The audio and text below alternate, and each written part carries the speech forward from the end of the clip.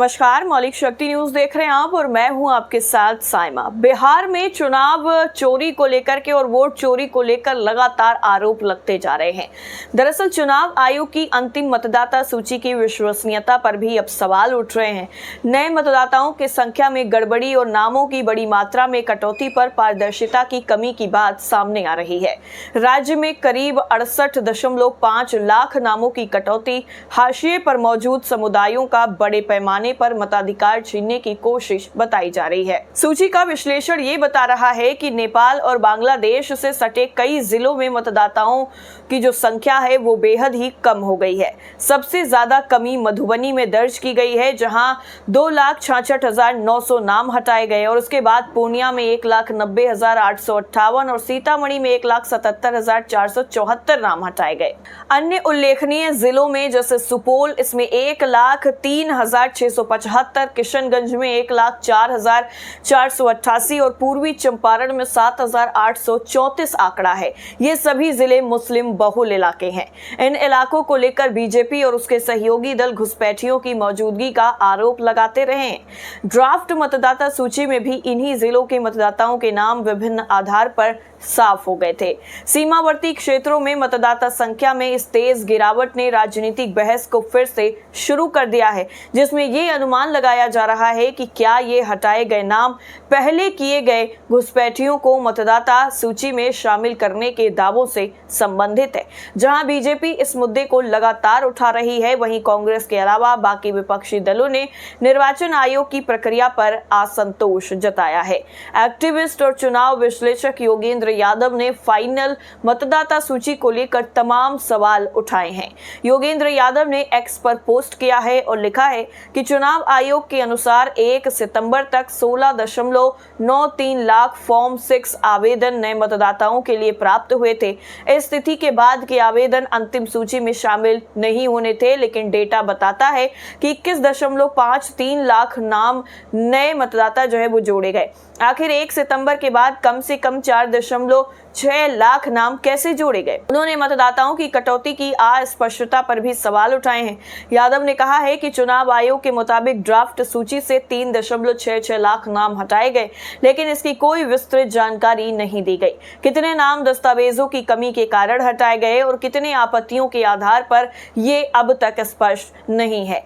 योगेंद्र यादव के मुताबिक मंगलवार को जारी आयोग की अंतिम सूची में 7.42 करोड़ पंजीकृत मतदाता दर्ज किए गए, जबकि जून में यह संख्या 7.89 करोड़ थी। यानी 3 महीने लंबी स्पेशल इंटेंसिव रिवीजन यानी SIR के बाद मतदाताओं की संख्या में 6% की गिरावट आई है।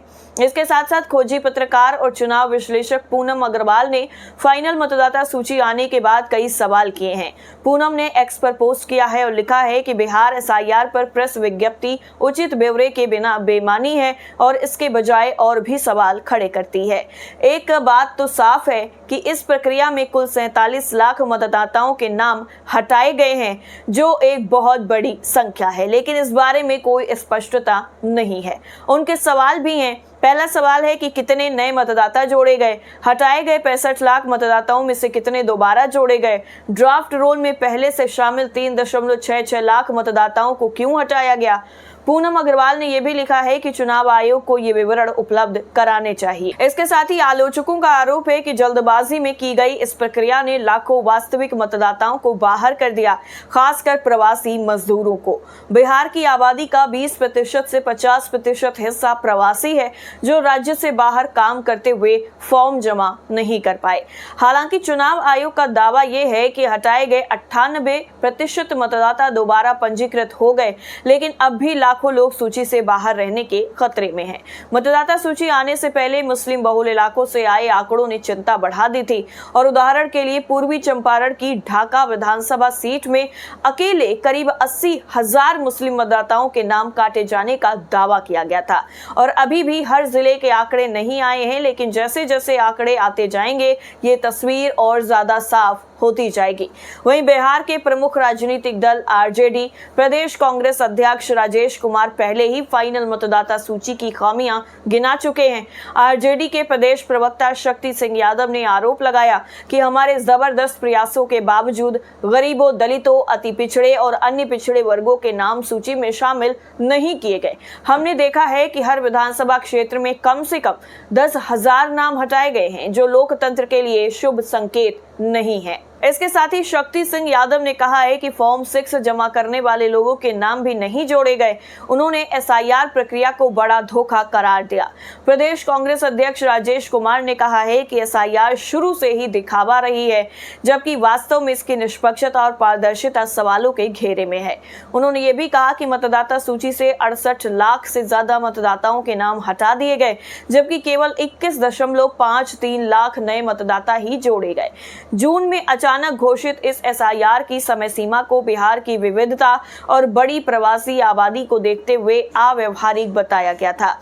घर घर सत्यापन अभियान के दौरान बड़ी संख्या में परिवार छूट गए। वहीं इसके साथ ही साथ कड़ी दस्तावेजी शर्तों के कारण गरीब और हाशिए के समुदायों के कई लोग सूची से बाहर हो गए हैं। इतना ही नहीं, स्थिति तो ये है कि 2001 से 2005 के बीच में जन्मे सिर्फ 2.8% बिहार के युवाओं के पास ही जन्म प्रमाण पत्र है, जिससे समस्या और ज्यादा गंभीर हो गई है। इसके साथ साथ बिहार में वोट चोरी की साजिश का क्या कुछ आरोप ढाका में लग रहा है, जरा समझिए।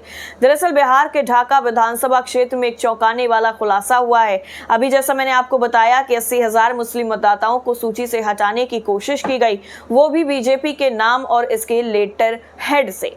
इन मतदाताओं को गैर भारतीय नागरिक बताकर उनकी वोटिंग का अधिकार छीनने की कोशिश की गई, इस तरह का आरोप लग रहा है। जिन मतदाताओं को हटाने के लिए नाम दिए गए हैं, उनमें पंचायत सरपंच से लेकर शिक्षक और बूथ स्तर के एजेंट भी शामिल हैं। द रिपोर्टर्स कलेक्टिव की जांच ने इस सनसनीखेज रिपोर्ट को सामने लाया है। ना बीजेपी ने इन आरोपों का खंडन किया और ना ही निर्वाचन आयोग ने कोई कार्रवाई शुरू की है।